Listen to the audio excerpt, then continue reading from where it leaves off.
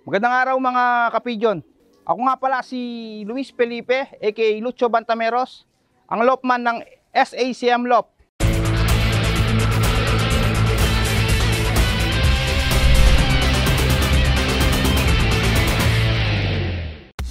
Ang unang achievement nga natin dito sa Lop, mga boss, unang karera natin sa North, 9 overall. Pangalawang karera natin, sabak natin sa North, sa Young Bird, nakakuha tayo ng 4th overall champion sa YB category.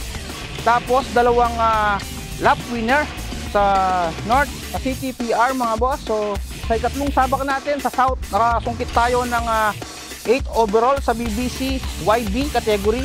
Sa OB category naman mga boss, 20 place tayo sa OB. Sa Cluster D sa buong Tarlac, 1st overall champion tayo.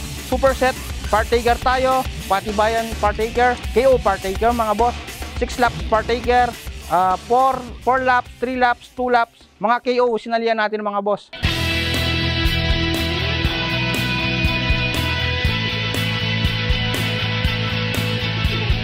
Nag-start ako na nag-alaga ng kalapate. Bata pa lang ako, mahilig na ako magkalapate.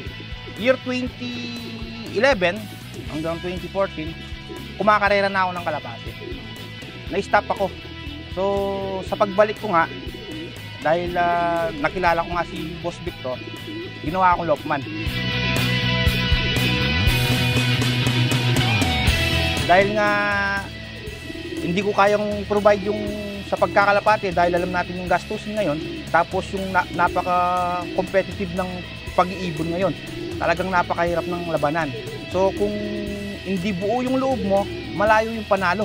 Dahil kailangan ng budget, magandang bloodline.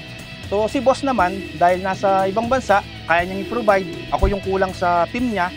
So na-hire ako bilang lopman. Nakilala ko ni Sir Victor, gawa ng isang tropa nga, yung pamangkin ni Sir Victor, binigyan niya ng bloodline niya. Tapos kumarera yung tropa, dahil nga may aksidente nangyari, na-operahan yung tropa at hindi gaano makagalaw. Ako yung nag-handle sa mga ibon. Sa pagtapos ng karera, nakapagpauwi kami ng Tacloban finisher. So nalaman nga ni Boss Victor yun at dun nga, kinuha niya akong isang lopman. Si Sir Victor nga, dati siya sa larangan ng pagmamanok. Starting nung pandemic nga, dahil walang magawa sa bahay, naiinip, binilhan niya ng kalapate yung mga anak niyang bunso. So dahil si Sir Victor nung bata din, hilig niya yung pagkakalapate, doon nag-start yung pagpasok niya sa racing pigeon.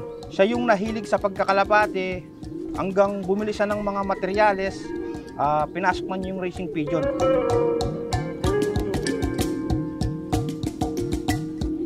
Nung una, bumili siya ng isang pares, dalawang pares ng anak. Tapos nag-start sa maliit na cage hanggang napasok niya yung racing pigeon. Lumaki ng ganito yung cage niya. So hanggang lumaki yung gastos.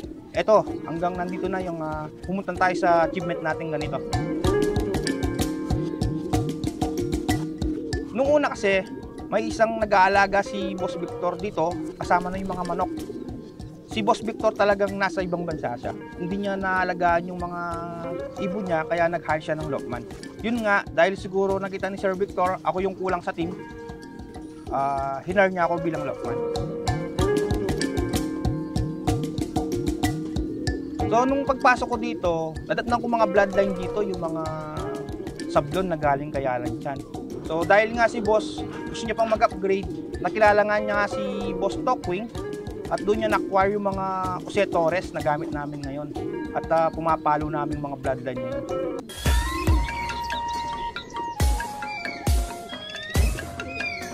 Sa area nga ito mga boss, dito yung breeding area natin at mga breeder natin. Ito yung mga breeder natin ng mga kak. Ayan. Ito yung breeder natin mga hen.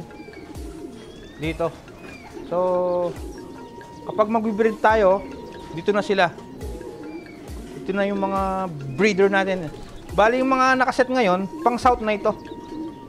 Sa BBC at saka sa CFL. Try nating magpagdigma sa mga magagaling na pansier.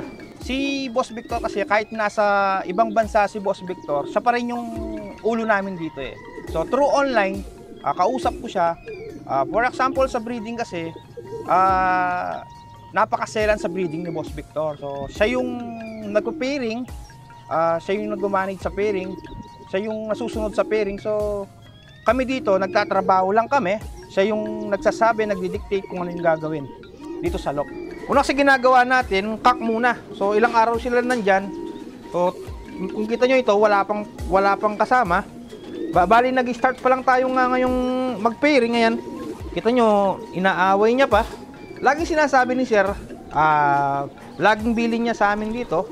So lagi nating panatiling malinis. Dahil kapag malinis, so iwas sakit. Ito nga ang teammate natin, ito yung ka-team natin, si Dodong. So kung nakikita nyo, siya yung may pakana. Bakit malinis dito sa loob? Yan si Dodong. Yan. Siya yung lucky charm natin. So, isa siya sa susi. Bakit tayo nag-champion mga boss?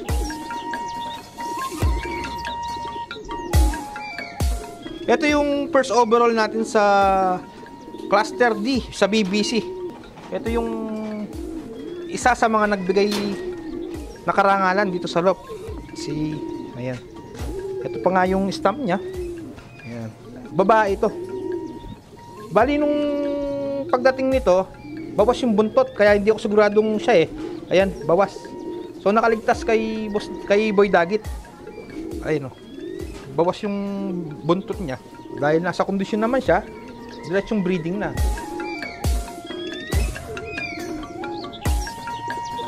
Bali yung ibon na to, yung ugali ng ibon na to, sa malapit kasi nasa 200 kilometers, medyo mabagal pa siya eh.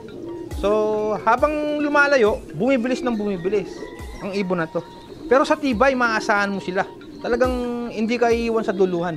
Hindi namin inaasahan na ito yung magbibigay ng karangalan sa amin. Kasi nga, mas madami yung contender namin kaysa sa kanya. So, nasa 5 yung maganda yung record namin bago siya. Kasi ito takbong ano lang to eh, takbong pogi lang siya eh. Ito yung bali yung pasok nito, Jose Torres. Galing kay Boss Tokwing. Tapos may pasok din ng yung lockdown. Yung preparation namin sa BBC, dahil nga alam namin napakahigpit ng labanan dyan, so napakahirap pumasok sa BBC, lalo na yung mga kalaban mo eh matitindi. Yung mga idol natin nandyan, talagang ang ibon sa breeding pa lang talagang dapat mag-focus ka na